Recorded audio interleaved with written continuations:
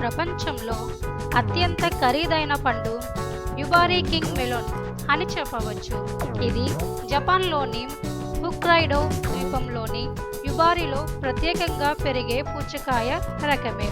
ఈ పండు తన అద్భుతమైన తీపి రుచి, పరిపూర్ణ ఆకారం మరియు ప్రతిష్టాత్మకతను ప్రసిద్ధి చెందింది.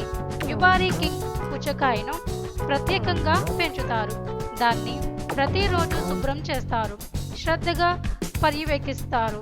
ఈ పుచ్చకాయలు 1.5 నుండి 2 కిలోల బరువులో ఉంటాయి.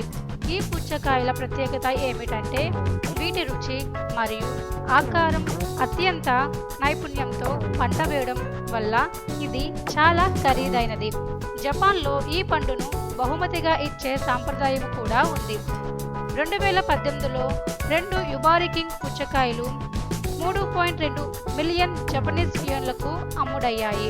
అలాగే 2019లో ఒక జత పుచ్చకాయలు $46,500లకు సుమారు 35 లక్షల రూపాయలు అమ్ముడయ్యాయి.